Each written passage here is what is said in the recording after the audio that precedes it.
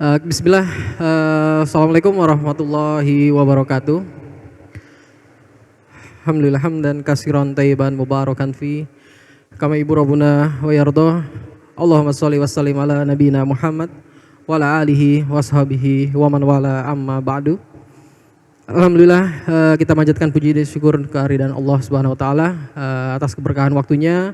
Pada malam hari ini kita dapat berkumpul kembali ke majelis kita, insya Allah majelis yang syarat dengan ilmu dan semoga bermanfaat untuk kita semua.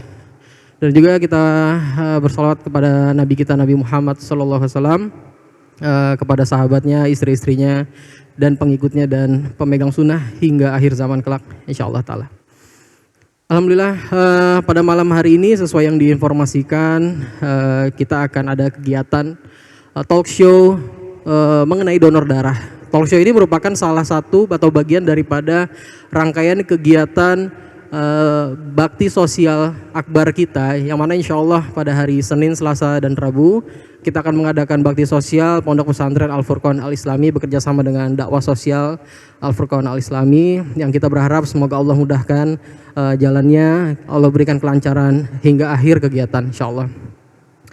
Baik teman-teman santri semua, ana harap karena hari ini sama saja seperti kajian-kajian pada maghrib, yang mana antum semua bisa mendapatkan faedahnya, mendapatkan ilmunya. Jadi ana berharap di sini teman-teman bisa fokus, teman-teman bisa mencatat setiap permasalahan, setiap masalah yang disampaikan oleh narasumber yang telah hadir. Nah, alhamdulillahnya narasumber yang ada hari ini telah hadir di tengah-tengah kita. Mungkin kita sapa dan perkenalkan beliau dulu. Masya Allah, yang pertama beliau yang murah senyum, beliau yang ramah, dokter kita, Dokter Barkah. Assalamualaikum dok. Masya Allah. Waalaikumsalam warahmatullahi. Sehat dok ya? Alhamdulillah ya. Kalau mau ketemu beliau selalu ada di klinik di pondok pesantren kita yang tercinta, klinik Al-Iman. Masya Allah beliau begitu sangat-sangat ini kita ya, merawat kita kalau kita ada sakit ke sana. Dan yang kedua, mungkin siapa yang tidak kenal ya, guru kita, ustadz kita, panutan kita, dan beliau merupakan mudir di pondok kita tercinta, Masya Allah, Al Ustadz Abu Ubaidah Yusuf Asidawi. Assalamualaikum warahmatullahi wabarakatuh dok, Ustadz. Ustadz ya, sampai salah ngomong dokter. Oke, teman-teman santri semua, jadi kalau teman-teman santri sudah tahu apa sih topik yang malam ini mau kita bahas, tentunya topik yang kita bahas mengenai tentang donor darah. Nah, malam ini kita akan bahas mengenai hal medis terkait donor darah dan juga syariat Islam mengenai donor darah tersebut. Makanya ini begitu penting nih teman-teman semua untuk bisa fokus, bisa mendengarkan, bisa mencatat semua faedah-faedah yang disampaikan oleh narasumber kita pada malam hari ini. Oke, sebelum kita masuk ke narasumber, ana pengen tahu nih, teman-teman sini semua sudah pernah donor darah belum? Siapa yang sudah pernah? Bisa tunjuk tangan nih. Oh, kok dikit sekali yang sudah pernah donor darah? Boleh tunjuk tangan nih. Oh, Masya Allah ya. Di sini siapa yang takut disuntik? Oke. Pada malam hari ini mungkin semoga ada perubahan pikiran setelah mendengar paparan dari Dokter Barkah dan juga Al Ustadz Abu Ubaidah Yusuf Asidawi tentang donor darah. Mungkin yang pertama kita ke Dokter Barkah dulu dok ya. Bismillah dok. Ini jadi begini dok. Suatu permasalahan, suatu pertanyaan besar. Mungkin kita udah tahu lah donor darah itu adalah orang disuntik, orang dihisap darahnya, oke? Nah mungkin kita pengen tahu nih secara medis, Dokter Barkah, apa sih dok donor darah itu dok? Monggo dok, kepada waktu dan tempat kita persilahkan. Fadal dok. Baik. Assalamualaikum warahmatullahi wabarakatuh. Alhamdulillahirabbil alamin. Wassalatu wassalamu ala Rasulillah wa ala alihi wa sahbihi wa mawalah. Ba'd. Langsung saja Mas ya. Jadi kalau ditanya berdasarkan definisi, donor darah itu adalah kegiatan menyumbangkan darah kita secara sukarela melalui PMI, sehingga darah yang sudah kita sumbangkan tersebut nanti akan disalurkan kepada orang-orang yang membutuhkan, seperti itu. Jadi kalau semisal ada yang donor darah tidak melalui PMI, dia sedot sendiri darahnya, dia masukkan sendiri ke pasien yang membutuhkan, maka itu bukan donor darah yang legal, ya. Bukan donor darah yang legal. Karena kita tidak tahu apakah darah kita ini layak untuk didonorkan, apakah tubuh kita ini layak untuk menjadi pendonor darah. Jangan-jangan nanti setelah diambil darahnya malah pingsan lagi gitu loh. Karena ada beberapa syarat yang harus terpenuhi bagi seseorang untuk menjadi pendonor darah, seperti itu. Yang kedua, syaratnya harus sukarela, seperti itu. Jadi nggak boleh kalau donor darah itu dipaksa-paksa, terpaksa gitu. Wah, bisa-bisa sebelum disuntik pun udah pingsan duluan nanti gitu, Mas. Gitu. Kemudian untuk masalah donor darah, mungkin kita perlu tahu dulu apa itu darah, ya. Darah itu adalah cairan tubuh yang berada di dalam pembuluh darah, baik di tubuh manusia ataupun di tubuh makhluk Allah yang lain, hewan, semuanya ada darahnya, ya, seperti itu. Dimana nanti darah itu berfungsi untuk mengangkut oksigen, untuk menyalurkan nutrisi-nutrisi yang dibutuhkan oleh tubuh, dan banyak yang manfaat lainnya, seperti itu. Baik Mas, mungkin segitu aja dulu. Insyaallah. Jadi yang digarisbawahi bahwasanya orang yang mendonor darah itu pastinya sukarela, ya Dok, ya, dan harus kepada instansi yang resmi oleh negara, yaitu adalah PMI. Baik. Kita sekarang ke Ustadz Abu Baidah. Mungkin teman-teman selalu bertanya-tanya, apa sih hukumnya donor darah? Apa sih bedanya hukumnya dengan donor darah organ yang memang kita tahu adalah juga yang organ yang nggak boleh kita donorkan, tapi ternyata donor darah itu boleh loh dalam Islam. Nah, mungkin Ustadz kita, guru kita akan menjelaskan terkait apa sih hukum dan pandangan Islam tentang donor darah. Monggo, Ustadz. Ya, makasih Mas Bobi. Jazakallahu khair. Donor darah ini termasuk salah satu masalah kontemporer, masalah yang baru. Dulu zaman Nabi belum ada, ya, proses pemindahan darah, ya, dan sebagainya. Ini belum ada zaman Nabi SAW. Tapi sebagaimana kita tahu bersama, agama kita, agama Islam itu adalah agama yang sangat mulia, sangat sempurna, paripurna. Al-yauma akmaltu lakum dinakum. Pada hari ini telah aku sempurnakan agama kalian. Tidak ada satu permasalahan pun di dalam agama kita kecuali sudah ada petunjuknya, sudah ada dalilnya, sudah ada penjelasannya. Makanya kita teman-teman harus bangga, gembira tatkala Allah memberikan hidayah, memilih kita menjadi umat Islam. Kita punya agama yang sangat sempurna, yang paripurna, detail membahas semua permasalahan. Ya, tapi ingat, Islam itu agama yang sempurna, bukan bahas satu persatu. Tapi Islam itu sempurna dengan meletakkan apa? Kaidah-kaidah. Ya, meletakkan kaidah-kaidah. Contoh masalah makanan misalkan atau minuman. Islam sempurna, tapi bukan berarti kemudian bahas satu persatu. Ya, bakwan halal, bonggolan halal, ya, satu persatu begitu enggak. Tapi Islam itu sempurna dengan meletakkan apa? Kaidah-kaidahnya. Nah, ini poin yang pertama. Adapun terkait tentang donor darah, ya, kita bisa mengambil dalil-dalil dari Al-Quran maupun hadis, dan ini juga difatwakan oleh para ulama pada zaman kita sekarang, bahwa donor darah itu hukum asalnya adalah boleh, bahkan dianjurkan, disyariatkan. Berdasarkan kalau dari Al-Quran, contoh misalkan dalam surat Al-Maidah ayat 2, Allah Subhanahu wa taala berfirman, memberikan kaidah kepada kita semuanya, wa ta'awanu 'alal birri wat taqwa wa la ta'awanu 'alal itsmi wal udwan. Tolong menolonglah kalian dalam kebaikan dan ketakwaan. Nah, kita donor darah ini salah satu upaya untuk menolong saudara-saudara kita.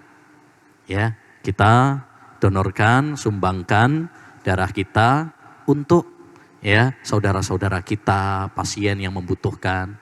Siapa tahu dengan sumbangan darah kita bisa menyelamatkan nyawa saudara-saudara kita yang kritis, ya.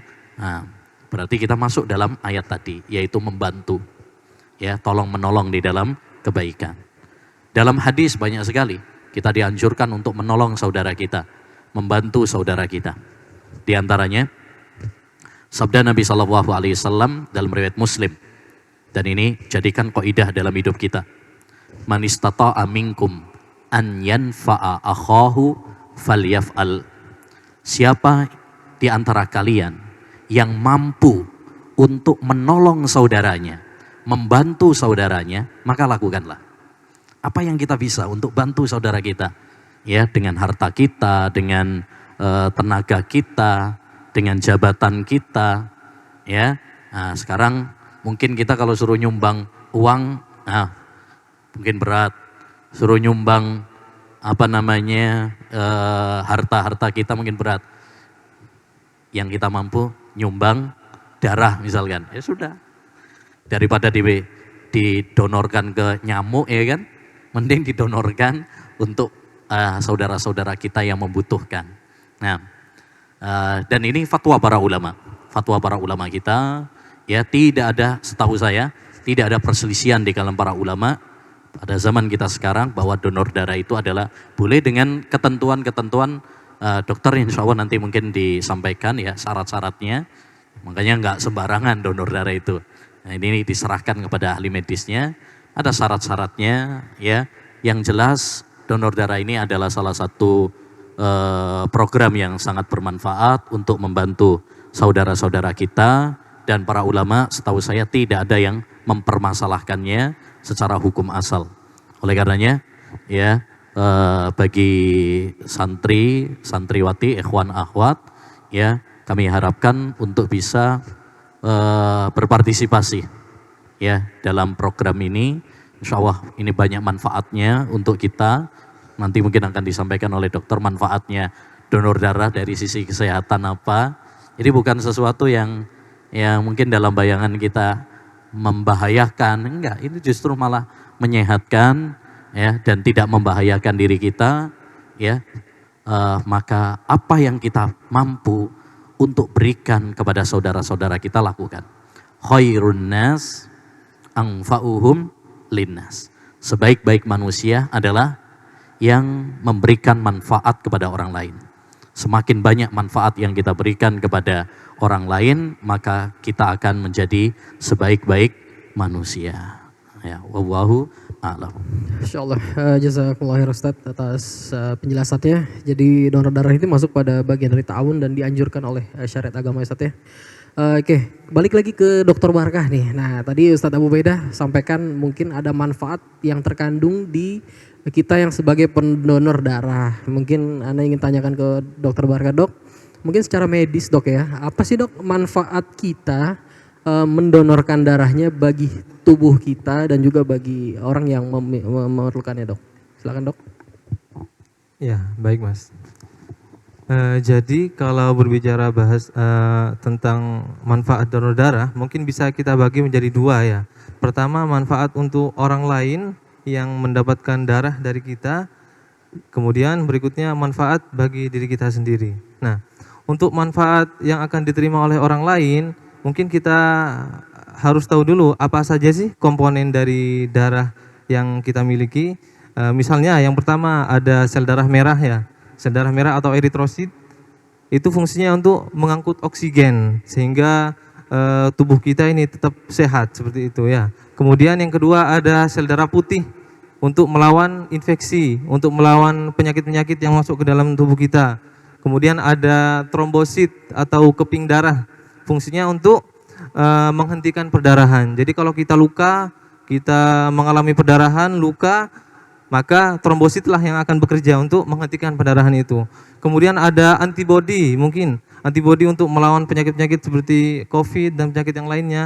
Yang ketiga ada komponen nutrisi seperti gula, protein, apa yang kita makan, nasi yang kita makan, tahu tempe yang kita makan, maka akan disalurkan ke seluruh tubuh melalui darah seperti itu. Nah, dengan mengetahui komponen-komponen darah ini, maka Masya Allah, ya, bayangkan dari satu kantong yang kita sumbangkan, teman-teman, maka akan banyak orang lain yang menerima manfaatnya. Setelah kita sumbangkan lewat PMI, maka kalau ada orang yang menderita penyakit demam berdarah seperti Ya, contohnya demam berdarah ya, di mana orang demam berdarah itu mengalami penurunan trombosit sehingga mudah mimisan, mudah berdarah gusinya, kemudian kulitnya mengalami bintik-bintik perdarahan, maka orang tersebut artinya kekurangan trombosit saat mengalami penyakit demam berdarah. Maka nanti PMI itu akan mengambil trombosit darah kita untuk disumbangkan ke orang-orang yang mengalami penyakit demam berdarah. Kemudian mungkin ada orang-orang yang mengalami kekurangan sel darah merah atau eritrosit ya.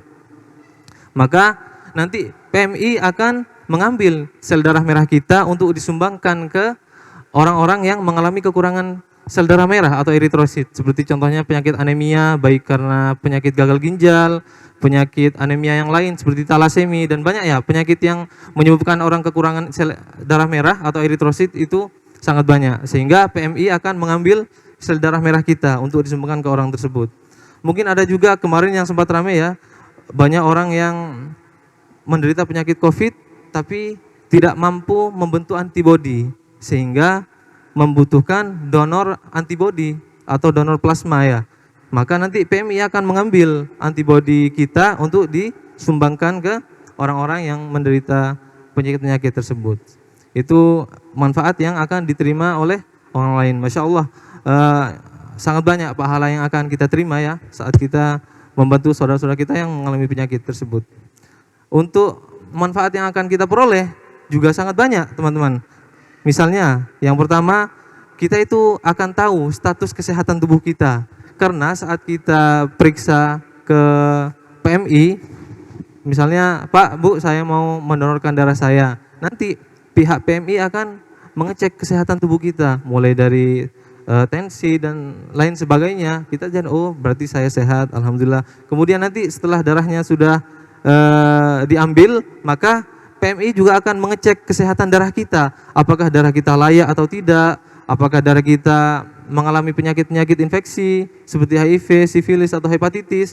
Nah, nanti PMI akan menginformasikan kepada kita, alhamdulillah darahnya layak untuk didonorkan, tidak ada penyakit infeksi dan lain sebagainya, sehingga kita juga bisa menerima manfaat ya. Selain itu juga kita ya sebagai pendonor darah, saat darah kita diambil oleh PMI, maka tubuh kita akan memproduksi sel darah yang baru, sel darah yang insya Allah lebih sehat seperti itu, sehingga bukannya malah tambah sakit, insya Allah tubuh kita akan lebih sehat dari sebelumnya seperti itu. Mungkin itu aja Mas. Masya Allah, jadi begitu banyak manfaatnya ya, jadi tidak hanya untuk kita tapi juga untuk orang lain juga ya dok ya. Mungkin tambahan sedikit dok, pertanyaan dari kita dok, apa sih dok syarat-syarat untuk bisa ikut dan donor darah dok?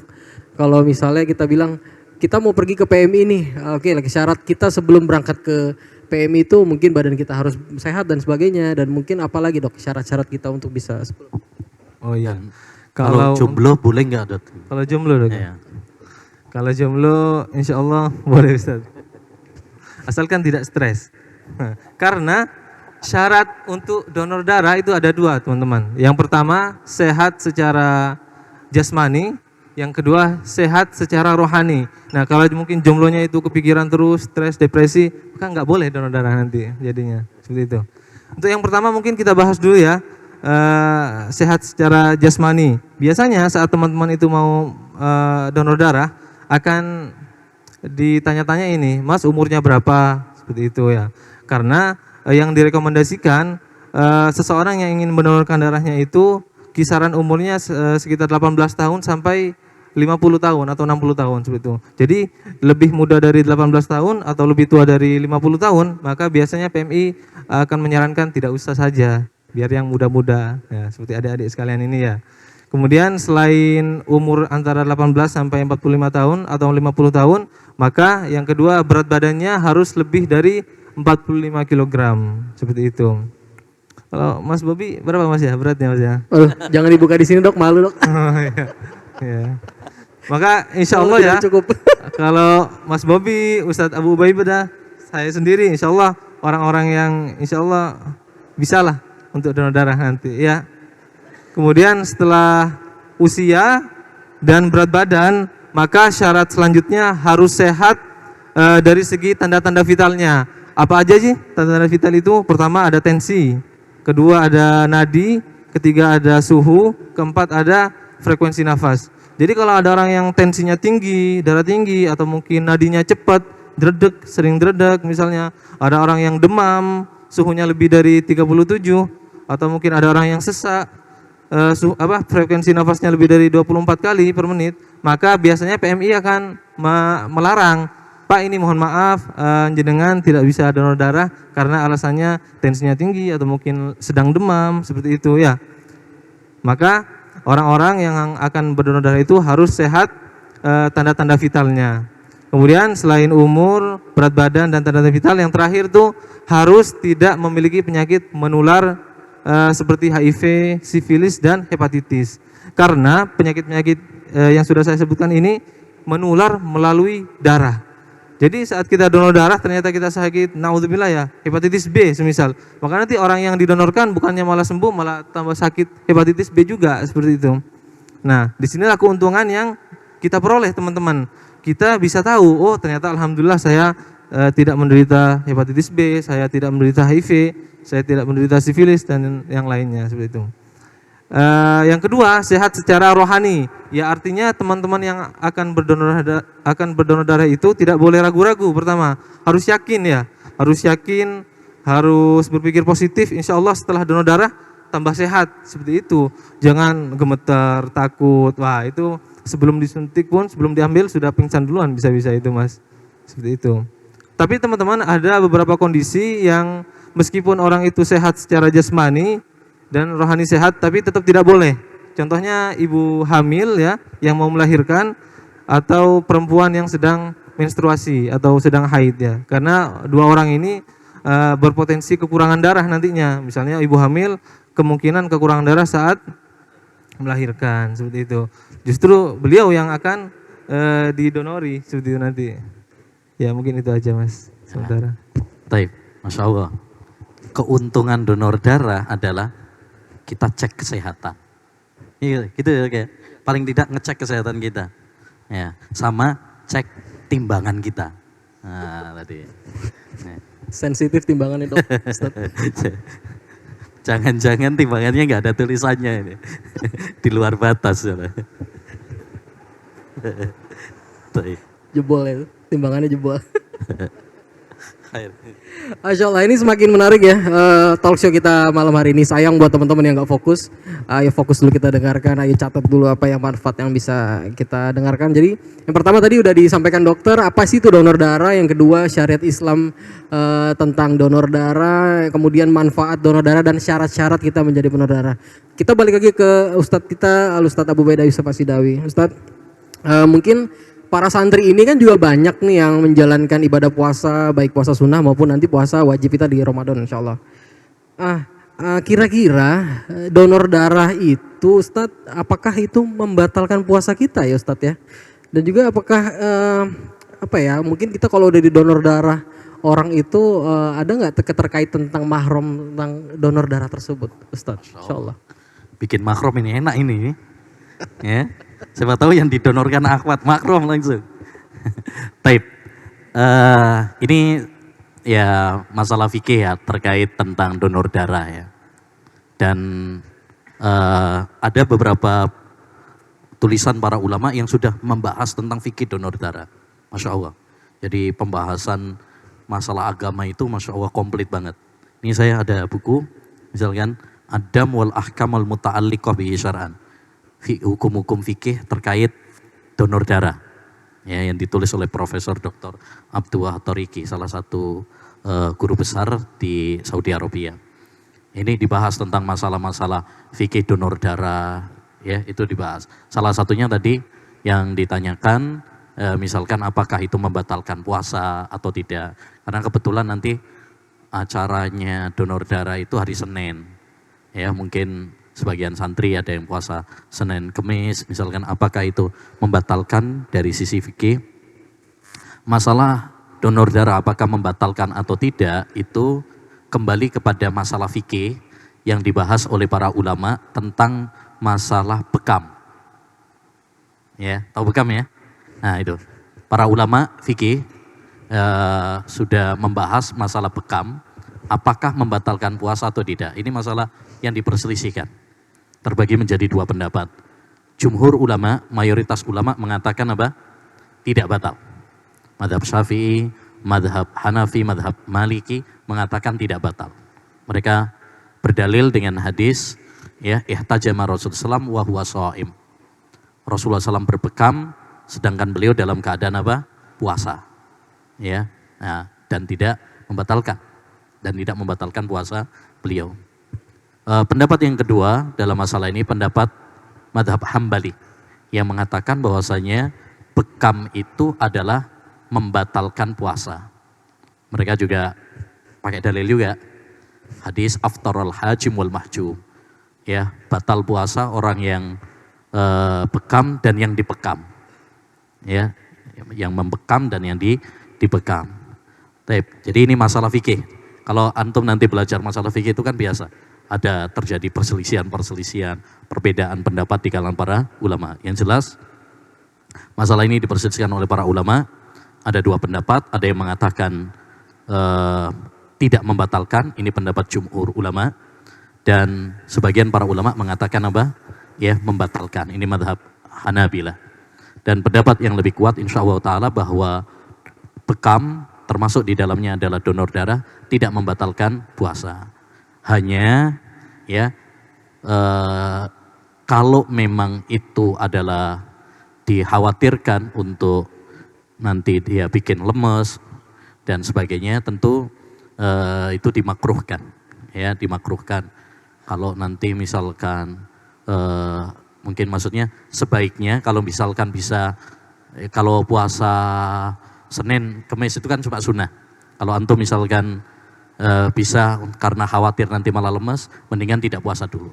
Kalau puasa wajib, ya mungkin sebaiknya kalau supaya tidak lemes, karena biasanya ada setelah bekam atau setelah donor darah itu ada lemesnya, ya itu mungkin kalau wajib, kalau yang puasa wajib bisa ditunda malamnya misalkan atau di yang lainnya. Ya itu pun cuma sekedar himbauan atau saran. Tapi secara hukum fikih, ya pendapat yang lebih kuat tidak membatalkan puasa. Ya wallahu a'lam. Ya, yang jelas ini ada perselisihan para ulama. Adapun apakah itu bikin mahram atau tidak? Tidak bikin mahram. Ya, darah itu tidak bikin mahram. Donor darah tidak bikin mahram. Kenapa? Karena untuk mahram, pengaruh mahram itu sudah dijelaskan dalam syariat agama kita. Sebabnya ada 3. Nasab, ya, kemudian sihir, pernikahan, ya, yang ketiga adalah radha, persusuan. Ya, persusuan. Ya. Dan persusuan nggak bisa disamakan seperti donor darah karena ada perbedaan-perbedaan. Bahkan dalam ilmu medis sendiri dok ya beda. Setahu saya, ya, kalau persusuan itu yang menumbuhkan daging, ya, yang membentuk kita, berbeda dengan donor darah. Ya, darah itu tidak seperti itu. Yang kedua juga, kalau persusuan itu ada dalilnya bahwa itu bikin mahram. Yahrumu minar radha ma yahrumu minan nasab. Ya, bahwasanya persusuan itu bikin mahram seperti nasab bikin mahram. Adapun donor darah atau bekam misalkan tidak ada dalil bahwa itu bikin mahram. Sedangkan masalah ini bikin mahram atau tidak bikin mahram tentu kembali kepada apa? Dalil. Tidak bisa kita mengatakan ini bikin mahram kecuali kalau ada dalilnya. Ya, dan tidak ada dalil yang menunjukkan bahwasanya donor darah itu bisa membuat mahram. Ya, khawatirnya nanti malah tadi, wah, ya saya donor darah aja lah biar jadi mahram saya. Wah, gawat ini. Apalagi yang jomblo-jomblo, ya, wah, biar mahram, aku donor darah ke kamu aja. Nah, tambah jadi fitnah nanti ya. Wallahu a'lam.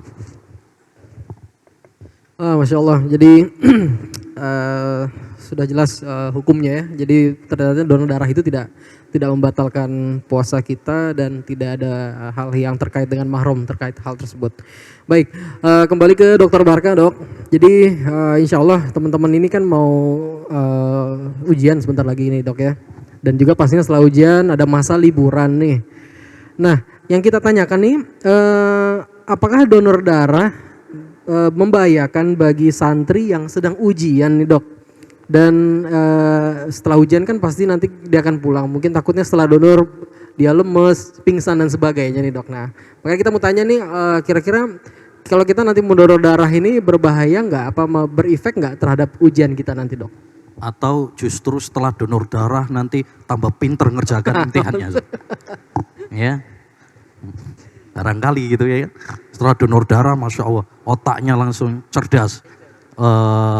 Pensilnya, penanya itu bisa jalan sendiri gitu. Masya Allah.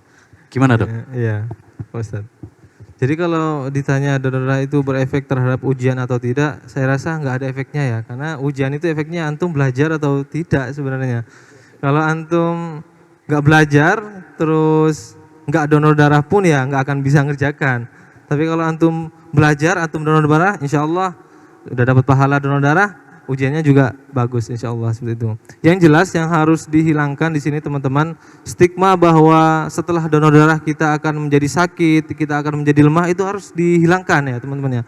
Justru sebaliknya, setelah kita donor darah, maka insya Allah tubuh kita akan menjadi lebih sehat sebenarnya. Makanya kalau ada atlet-atlet sepak bola misalnya, ada atlet sepak bola, ada yang rutin, terutama yang tidak bertato ya, itu ada yang rutin mendonorkan darahnya seperti itu. Karena memang setelah donor darah insya Allah tubuh kita akan menjadi lebih sehat. Karena tubuh kita akan memproduksi sel-sel darah merah yang baru, sehingga nanti akan membuat tubuh kita menjadi lebih sehat seperti itu insya Allah. Kemudian ada syarat-syarat, tapi bukan syarat-syarat ya, saran kepada teman-teman sekalian yang mau donor darah, persiapkan tubuh kalian sebaik mungkin. Misalnya istirahat cukup ya, nggak boleh begadang. Jadi meskipun ujian ya usahakan jangan begadang dulu nih malam Senin ya. Tidur cukup, kemudian besok paginya saya sarankan sarapan seperti itu. Kalau ada yang mau puasa hari Senin, mungkin sahurnya agak banyak dikit seperti itu. Jadi nanti pas donor darah masih tubuhnya itu masih siap untuk menyumbangkan darahnya. Kemudian selain istirahat cukup, sarapan ya harus yakin tadi ya, nggak boleh ragu-ragu, nggak boleh khawatir. Aduh saya ini kalau habis donor kira-kira gimana ya, sakit nggak ya, lemes nggak? Jangan pikir itu. Harus berpikir positif. Insya Allah kalau kita yakin, kita istirahat, kita sarapan, makan, insya Allah kita akan lancar seperti itu donor darahnya. Lagi pula nanti biasanya ya teman-teman ya, setelah teman-teman itu donor darah akan dikasih tablet tambah darah biasanya sama PMI ya, sehingga pembentukan sel-sel darah yang baru akan lebih cepat, lebih optimal seperti itu. Nanti pas pulang ke rumah insya Allah sehat terus ya, mungkin seperti itu mas. Oh insya Allah. Nah itu tadi, jadi dulu itu kalau kita donor darah itu salah satu yang menarik itu adalah bingkisan ya Ustadz ya. Ada pop mie, ada susu dan sebagainya, itu kadang-kadang yang membuat kita menarik. Nah mungkin nanti teman-teman santri yang mau donor ya mudah-mudahan lah nanti dikasih itu sama teman-teman PMI ya dok ya. Oke, nah ini kan donor darah nih Ustadz ya, kita kan termasuk pada rangkaian besar Daksos dan bakti sosial kita di hari Senin nih Ustadz ya. Masya Allah dimulai pagi hari bot-bot donor darah sudah kita buka. Nah mungkin pertanyaan para santri juga di sekarang ini yang sudah mungkin terpicu atau ingin mendonorkan darahnya, bagaimana nanti kita untuk mendaftar untuk donor darah di hari Senin itu Ustadz? Ya Masya Allah. Dengan penjelasan tadi dari dokter dan dari sisi agama juga, insya Allah sudah jelas ya bagi kita insya Allah. Semangat untuk donor darah. Siap? Masya Allah. Insya Allah anak siap. Ya, anak siap juga donor darah insya Allah ta'ala. Dan mudah-mudahan bagi santri mungkin terutama yang MTS, MTI Ali ya.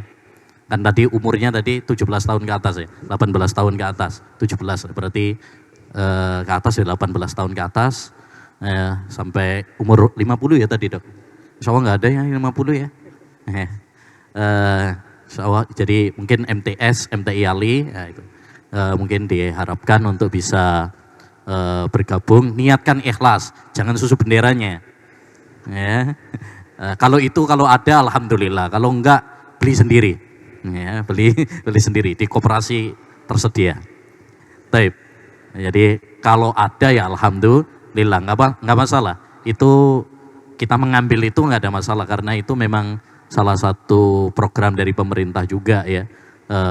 Dan itu sekedar motivasi dari mereka karena kita sudah mendonorkan darah terus dikasih ya tahap itu termasuk bab dalam masalah hadiah saja, hadiah. Ya, jadi tidak itu bukan jual beli. Kalau jual beli darah nggak boleh loh ya. Ya, itu ada larangannya. Tapi ini bukan jual beli.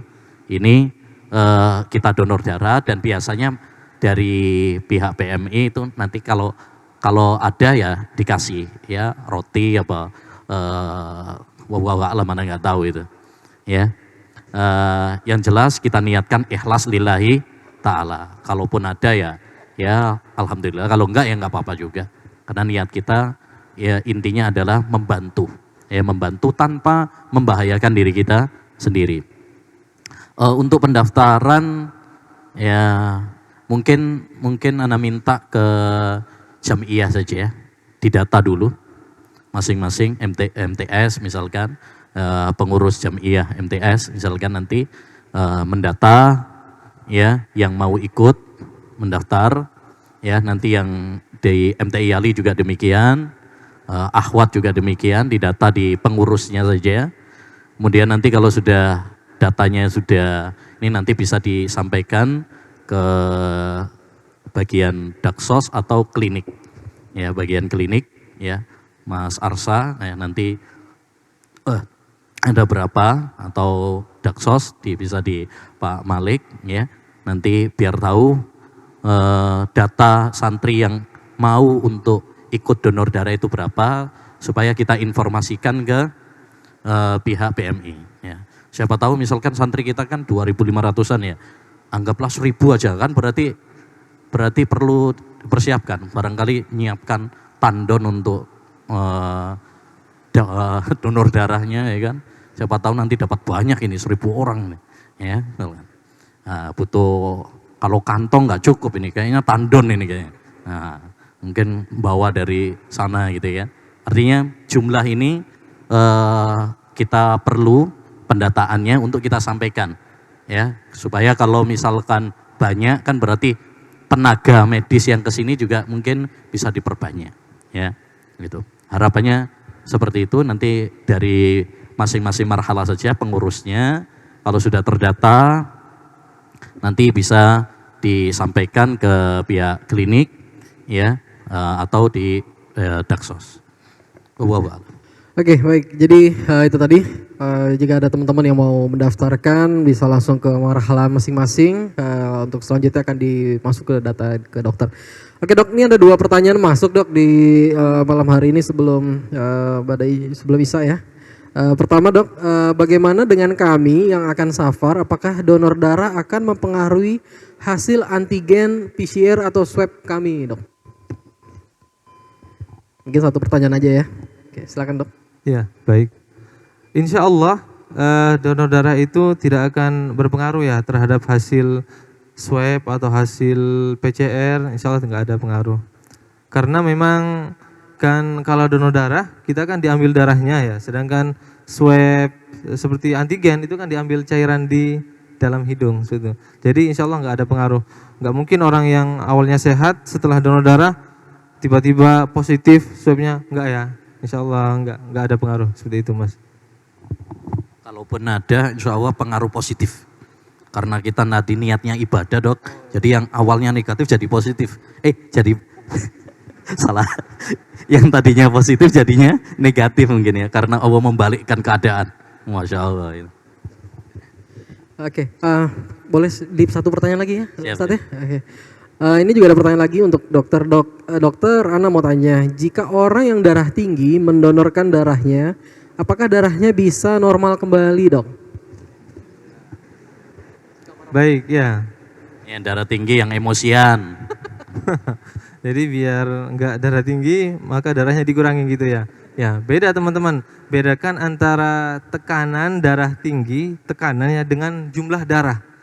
Orang yang mendonorkan darahnya, maka itu diambil jumlah darahnya seperti itu. Bukan diturunkan tekanannya, bukan. Mungkin bisa saja ya tekanan darahnya turun, tapi ya nggak signifikan seperti itu.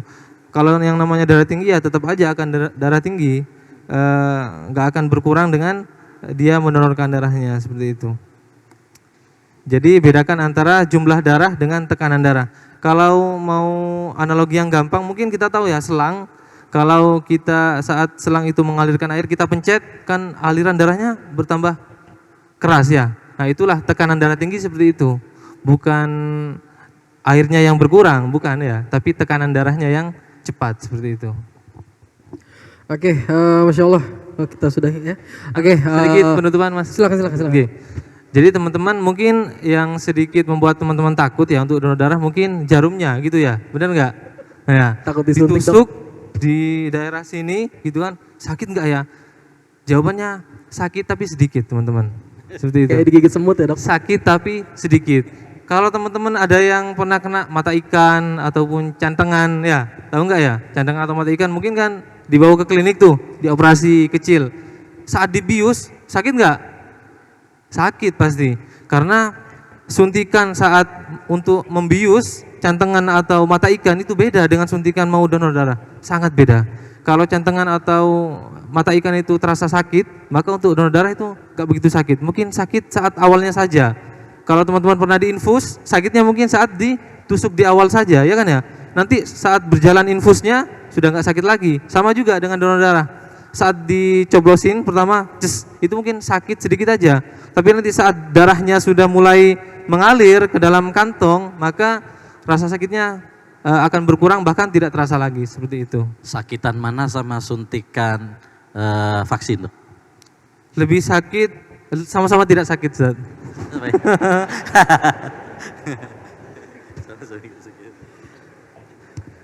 Kan maksudnya para santri sudah pengalaman tuh suntik vaksin. Nah, sekarang mungkin nambah pengalaman lagi suntik untuk donor darah. Mosok lagi takut sama suntik? Cengeng loh. Baik. Oke, mungkin dari Ustaz ada sedikit terakhir yang mungkin nasihat kita Ustaz terkait Baik, ini. ya, terakhir ya intinya dengan penjelasan tadi yang sangat gamblang dari sisi medis, dari sisi agama, insya Allah tidak ada keraguan lagi dalam diri kita ya untuk punya semangat ya berpartisipasi dalam kegiatan program donor darah ini hari Senin ya. Mudah-mudahan dengan donor darah yang kita sumbangkan ini akan menjadi keberkahan bagi kita semuanya, menjadi tabungan pahala bagi kita semuanya, dan insya Allah Ta'ala akan semakin menjadikan kita sehat walafiat, ya, yang dengan kesehatan tersebut kita bisa istiqomah dalam ibadah kepada Allah Subhanahu wa Ta'ala. Intinya jangan ragu untuk berbuat baik, dan ini adalah salah satu kesempatan bagi kita untuk berbuat baik. Antum nggak tahu, bisa jadi setelah antum donor darah itu bisa digunakan untuk menolong saudara-saudara kita yang sangat membutuhkan dan antum mendapatkan pahala. Kita tidak pernah tahu, hanya beberapa tetes yang kita sumbangkan bisa menyelamatkan ya saudara-saudara kita, dan itu bisa menjadi salah satu pembuka pintu surga bagi kita. Ya, harapannya seperti itu.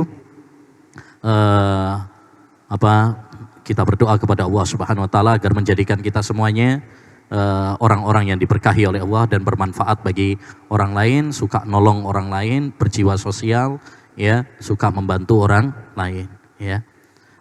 Saya kira itu, dan insya Allah Ta'ala